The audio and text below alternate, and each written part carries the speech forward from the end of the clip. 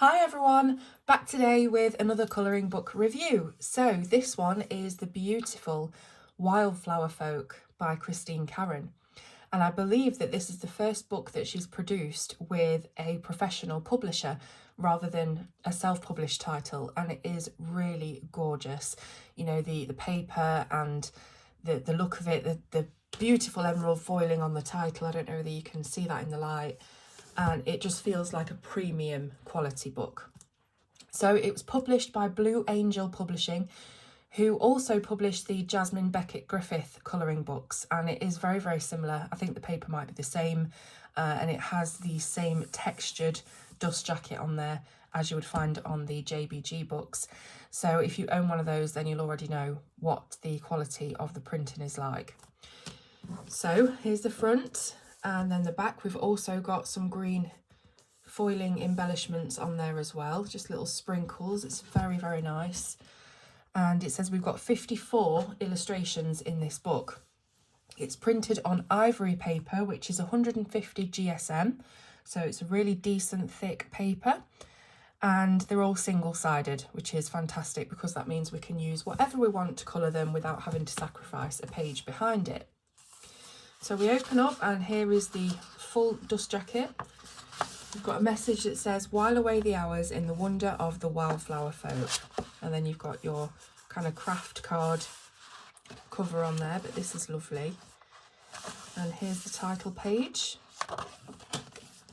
And then we've got all of the copyright information and a welcome from Christine. So she's really excited to be releasing this special colouring book, and it features her favourite and most popular illustrations. So she had to decide which images to include, which was very difficult because she's got so many. As you know, Karon is a prolific colouring page illustrator, and yeah, so you can imagine trying to figure out 54, was it 54 illustrations? Yep, to include in this book. And then it's just a bit about her really, and how she's really interested in fairy tales and folklore and how that shapes the illustrations in the book. So we'll get straight to it. Here's the first one. They are titled as well. This is Amber. And throughout the book you'll see there are obviously female portraits. We have a couple of male ones in there as well.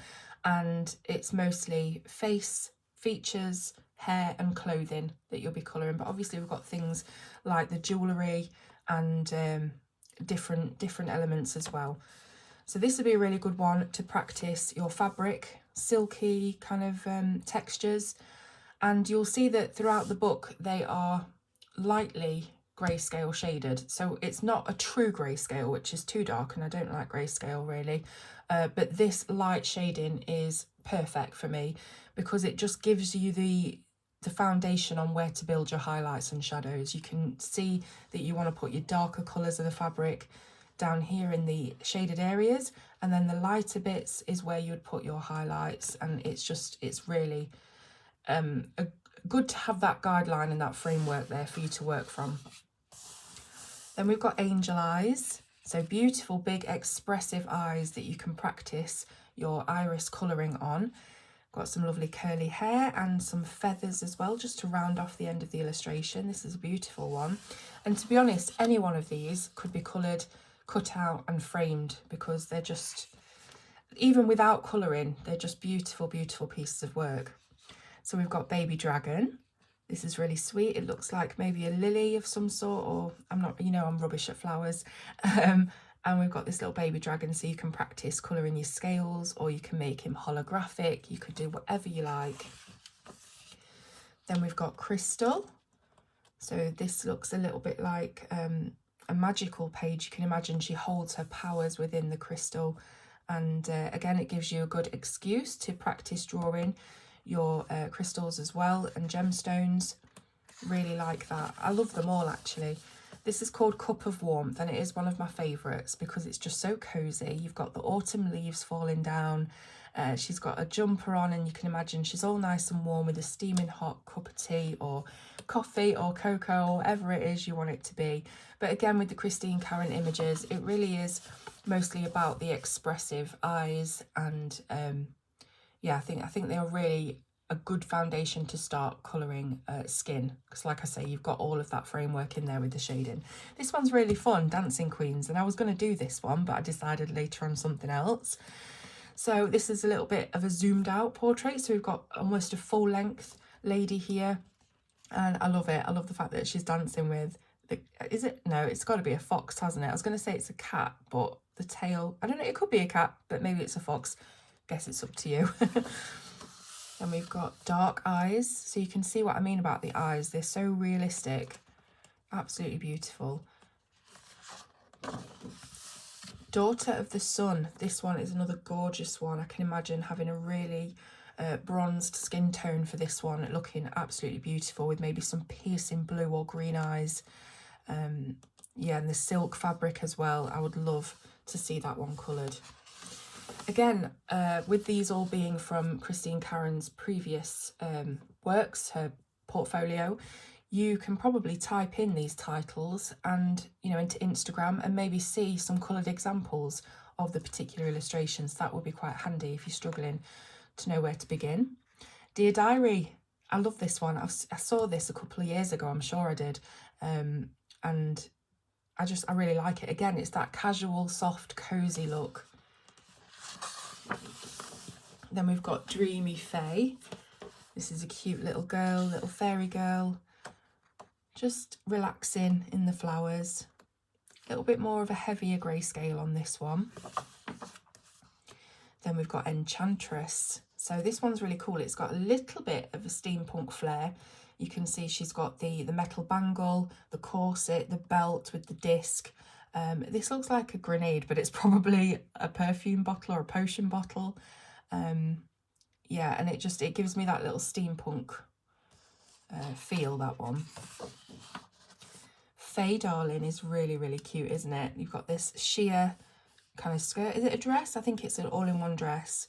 So again, another good option for practicing your sheer fabrics, and lots and lots of curly hair. So there are lots of different types of hair and styles and things for you to colour in the book. Here's Faye, she's asleep. How cute. She's got little leaves growing out of her. It just reminds me of that Goosebumps Stay Out of the Basement. Did you ever see that? I was a massive Goosebumps fan growing up. But yeah, aside from that, it's a beautiful piece of artwork, and I love how the wings are actually coming out of her back, and it's a very different and unusual shape of wing that it's not your standard wing shape, let's put it that way. So I'm sure that would look absolutely amazing when it's coloured. Again, another really hyper realistic one. We've got the wolf and the best friend, or vice versa. No, she can't be a wolf. Maybe she can. Maybe she could be a wolf girl. She's got the eyes going on. She looks kind of wolfy. I'm just spouting rubbish here, aren't I? Really, really gorgeous illustration, though. I'm sure you'll agree. Can imagine this being done in some very icy tones, your blues, your purples. I would worry about tackling the fur, but that's just me because I'm hopeless at fur. But yeah, I love that one. It's probably one of the best in the book. Then we've got Flora. So this reminds me of a Christine Karon image that I coloured ages and ages ago. It was a male, but he also had, I think he was holding a flower. Oh look, I've got ink on me. I think he was holding a flower like this, and it was kind of glowing upwards onto his face, and that's what this reminds me of. Lots and lots of flowers to colour on this, obviously. Then we've got Forest Sprite. So this, again, a little bit more of an autumn or fall feel to it with these leaves. I can imagine this looking really nice with a lot of burnt oranges and maroon reds. Free Spirit, another one that I was thinking of colouring for this review and obviously didn't. It's kind of got that gypsy look, you know, fortune teller, that kind of thing. It's a really, really nice illustration. I just like the headscarf and the braid and the feathers that are within the hair and things, the beads. It's a really nice one. They're all beautiful. I'm struggling to find adjectives, to be honest. Grandmother with her granddaughter. This one would be a fantastic one, wouldn't it? To colour for your mum, to colour for your daughter, or indeed to colour for your granddaughter. So yeah, again, it's got that kind of Lord of the Rings fantasy theme to it with the capes and the little pins. It's just lovely. I love the aged skin as well. That's interesting to colour out. I've coloured that later on in the book with the page that I did complete, so you'll see that soon. Then we've got Halloween Tea Party. This is a witch on the broom, and it's quite a fun, whimsical, quirky one. I think a lot of kids enjoy colouring this around Halloween. You've got your pumpkins, your owls, your bats, your spiders, and yeah, it's super, super fun. Loads and loads of curly hair on this one, very tight ringlets, so that would be quite challenging, I think, to try and colour. But then again, if you just stick to the shading and make sure that your dark colours are within those shaded areas and then a bit lighter on the actual curl with some highlights, it would take time. I think it would take quite some time, but it would look nice at the end. And also we've got the little cat. Then we've got Lady Witch. So there are a couple of witches and wizards in this book. She's obviously holding a ball of energy, a ball of fire, depends what you want it to be. You could make it a miniature planet if you wanted to, but that's a good opportunity for you to practice glow and how that light would reflect on her hands and clothes and things like that. Then we've got Last Harvest. This is very much a Little Red Riding Hood sort of themed page, or at least it is to me. That's how I'm interpreting it, because she's got the cape and the hood and the basket, but she is of course foraging for fruit. She's harvesting, I guess we've got, what have we got, mushrooms, what's one of those? It could be a gourd, it could be some kind of pumpkin, and then we've got the sunflowers, so she'll be wanting the seeds from that, and there's birds flying overhead probably wanting to get at those seeds. Yeah, so some of the illustrations are standalone and some of them are contained into frames. They're all quite different in that way. It's not as if a certain frame goes all the way through the book. We've got lilies and pearls. So again, colouring big wide flower petals and doing your not holographic, like reflective pearlescent pearls. So that's a good opportunity for that, and a side portrait as well, because oftentimes you colour portraits but they're facing on, so it's nice sometimes to have different angles to practice as well. Then we've got Little Mermaid, again with the curls, loads and loads of them, and she's lying down on the seafloor with her little tiny little I was going to call them wings, little fins, like, there we go. So again, you can practice kind of transparent or translucent fins. Another one with a wolf. Again, I really love these pages because they've got that realism about them, but still keeping a whimsical quirk in there and a very charming style of illustration. I think Christine's just got that perfect. So this is actually Little Red Riding Hood. You see the wolf, you see the cabin in the background. Maybe this could be a continuation on, like a little story from the previous one. We've got Melody. So she's playing the harp. She's got a little bird singing along with her. And I really like the delicate little headdress that she's got going on here with the flowers and the little bells as well. She's also got a triangle on her necklace. Do you remember playing those at school, a little triangle? It was the easiest one to play, but everybody always wanted to get hold of the triangle or the glockenspiel. Tangents again. Right, Mermaid's Pearl. So we've got quite a few, well, these are actually bubbles, I think, but we've got quite a few round shapes on this page that you could again practice that pearl look. I know that in the Secrets of Colouring book by Jennifer Zimmerman, there is a pearl tutorial. You'll probably find loads on YouTube as well. I know Vitruvian Art on YouTube has one, and also of course Helen Elliston in her books. I'm sure she's got a pearl in there somewhere, so that'll be good to practice.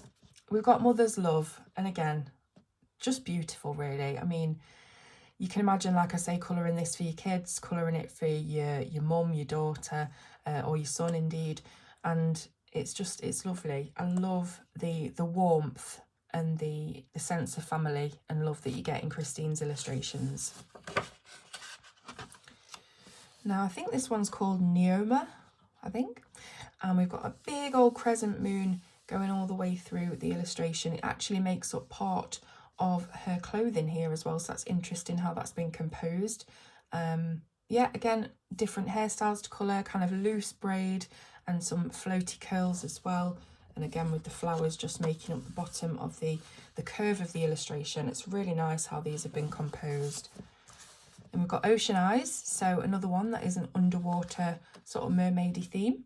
We've got little sharks going on, manta ray, turtle, and some, I think these look like kind of peony. No, they're not. They look like poppies. I don't know what they are. They're some kind of flower. Maybe they're a fantasy flower that doesn't even exist.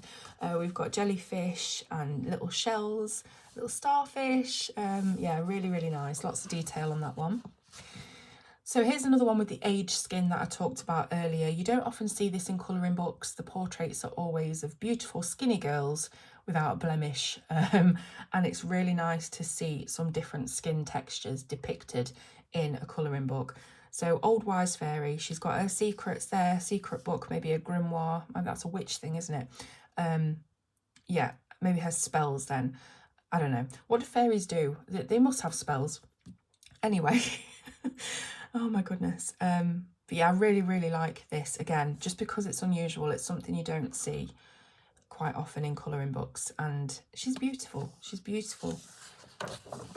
Then we've got Perla. So again, lots of pearls for you to colour or try and attempt to make look realistic if you wish to, or you could just fill them in with glitter glue, make it all sparkly. I really like the fact that this hair is completely straight and without fuss, and then it turns into, you know, just the hair laying on top of the water surface. This is really clever how she's done this. It's probably some very easy artistic perspective kind of thing to achieve, but to me it looks really effective and I really like it. More pearls of life. So it almost, so this is broken, this strand, or it looks like it's broken, but maybe it's just how it's been designed.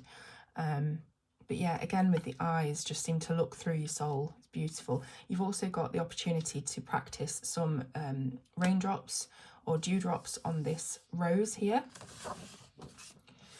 We've got Queen of the Seven Seas, and she looks like she's got some attitude, doesn't she? She looks really cool. She's got her compass around the neck, obviously her shell earrings, and she's got that kind of slightly pirate-ish look about her, even though it's not obvious, but that's what comes to mind when I see it. Queen's Chalice. So this is altogether a little more delicate. As you can see, she's got a lot of swishy, very fine fabric.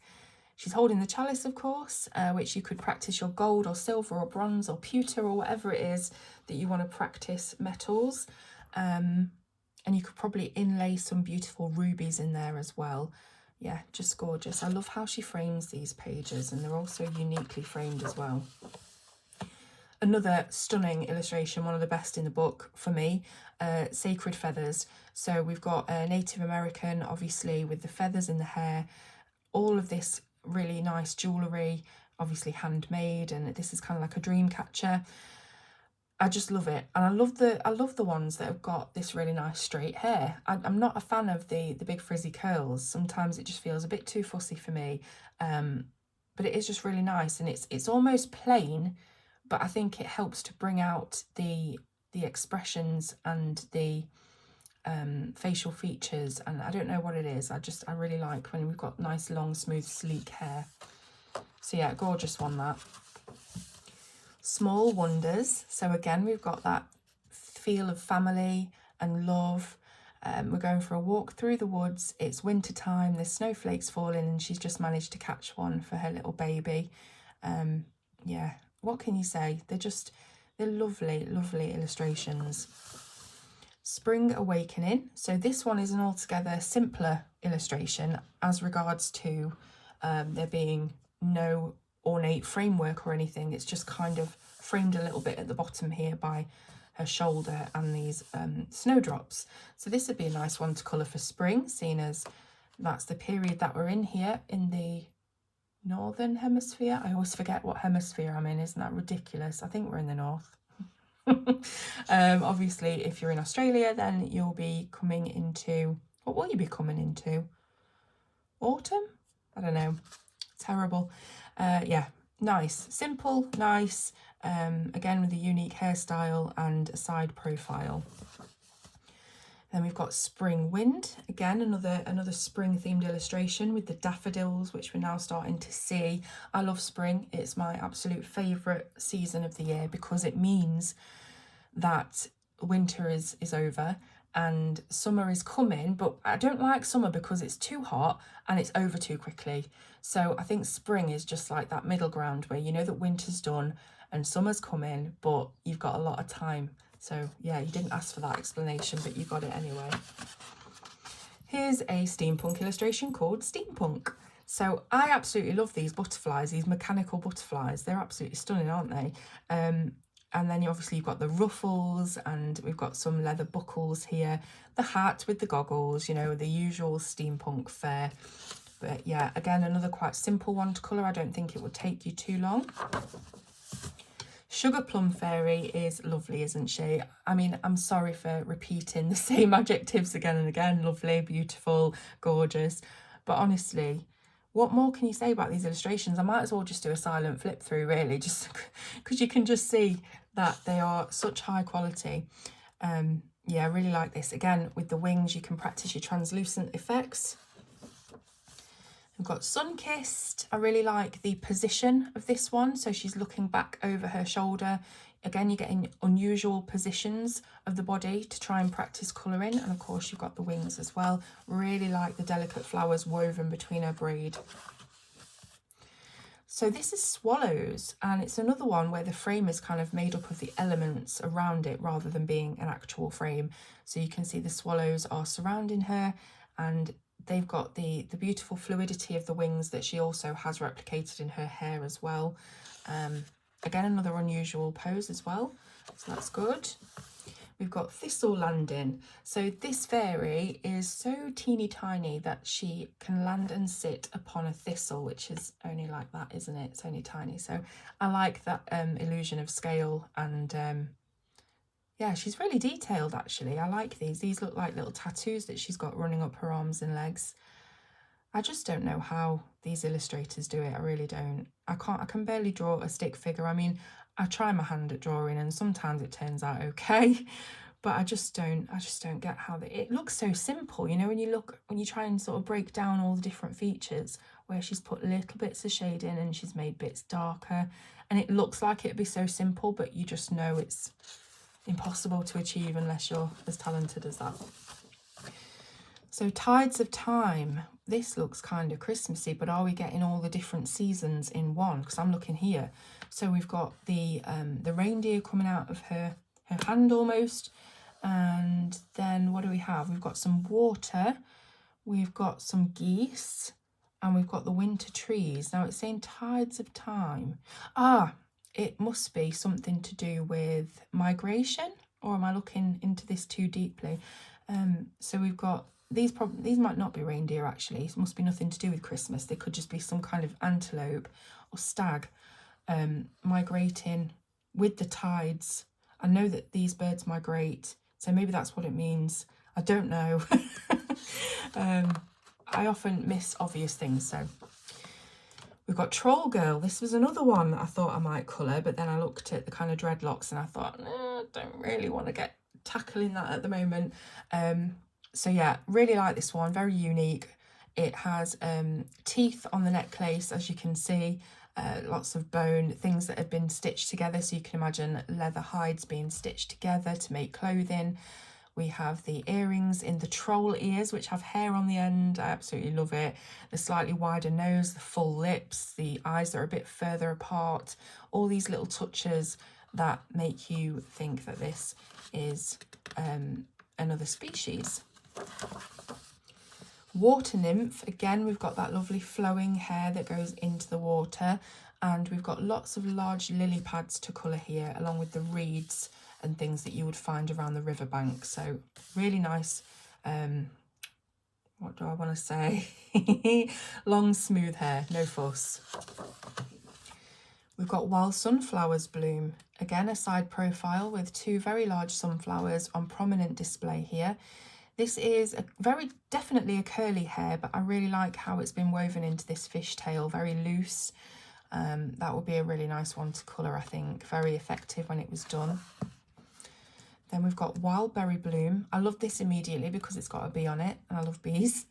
But I also just love the the fruit that's depicted. What, isn't it beautiful just to pick up a fresh raspberry or blackberry, and it's so shiny and juicy, and I can imagine emulating that on here and just making it look so contrasted and lovely. We've got a butterfly and a flower on here as well. I'm sure that these are blackberry flowers or something of the ilk.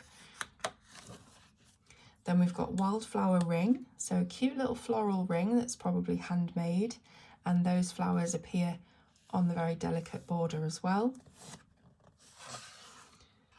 Wind Whispers is very flowing, very organic. There's a lot of movement in this picture, and it's kind of emulated in her hair and in the fabric as well, but she has some very fine delicate foliage going on in the headdress. Even though it is quite elaborate, it is very delicate at the same time.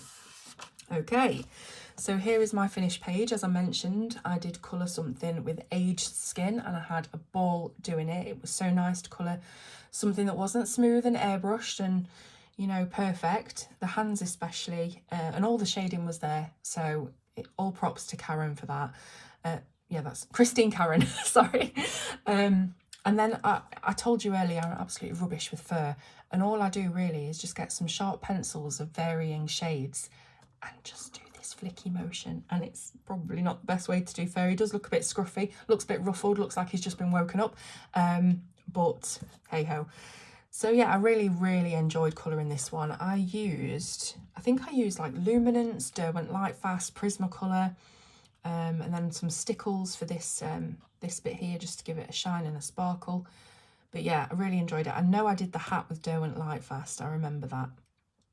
You know, once I finish colouring a piece, just everything about it goes out my head, so I've really got to go back. I also used a neon pencil, neon Prismacolor, I think, to outline the edges of these stars on his hat, because I wanted it to look like they are the glow-in-the-dark stars that you stick on your walls and ceiling when you're a kid. Yeah, just, I really, really like it. That's definitely frameable, I think, and I don't usually harp on about my work, but I do think that's a really nice one. I love how it came out. And again, just keeping the colours really limited. So really all we've got on here is brown, blue, red, when you boil it down. Because, I mean, this is a really brownish grey. I think I used French grey for his beard and hair and everything. So keeping that palette limited, it really keeps it cohesive, and yeah, proud of that. Then we've got Wood Elfling. This is really cute. Look, she's got a little toadstool hat that's been sewn together. She's holding an apple, so again you can practice that, getting that apple texture, a bit of shine on there. She's wearing what looks like a pinafore dress and tights, and it's just so cute. Look at the little dimples. Then we've got Woodland Healer, and I think this is the last of the images. Again, probably one of the best in the book. I don't know what it is about these fairly simple portraits without all the embellishments that really appeals to me. But I love how she's got the melted candlesticks on her staff. We've got the acorns and the oak leaves as well. Yeah, I really like it. Very foresty, very mystical. So there we go. Absolutely stunning book. Here is the lady herself, the incredibly talented Christine Karon, who we have to thank for this book. What does it say? Oh, it's just lots of good things. Her artwork's been sold worldwide and published in books and magazines in Europe and North America. She illustrated children's books and self-published lots of colouring books. Yeah, fantastic. I know she has a YouTube channel as well if you want to go and see her doing a little bit of colouring. So yeah, super, super excited. Now, let me see this. Enjoy more of Christine's artwork in Fairy Temple Oracle and Inner Child Oracle, also available from Blue Angel Publishing. Now, I thought that this was the first one that Christine had published. Let me just check on the Blue Angel website what else we have for Christine. So I've got the Wildflower Folk. How do I do a search? Here we go. Christine Karon. Oops. There she is. Wildflower Folk. That's it. That's all it says. If you know, let me know in the comments, guys, but it seems like they've published... this says Oracle. Could it be a deck of cards or something? Mind you, that would have still come up under Christine's name. I don't know. I need to investigate further. Let me know if you know in the comments. But I really hope you've enjoyed this review. It is a gorgeous colouring book, well worth the buy. It's currently selling on Blue Angel Publishing for £26.95. That's in British pounds. And it's also on Book Depository for £15. Now, I've looked on Amazon and it says it's already on pre-order for release in June. So it seems like you can get it off the Book Depository and Blue Angel Publishing right now, but you can't order it on Amazon until June, at least in the UK, which is like weird because I think Amazon and Book Depot like own each other or something, I don't know. Anyways, I'll leave the links in the description and you can go and have a look for yourself and see what you think. But my final review is that it's stunning. It's really thick. The paper's gorgeous. It takes pencils beautifully. It's one-sided. It's everything you could ask for. So thank you so much for watching and I'll see you soon on Colour with Claire.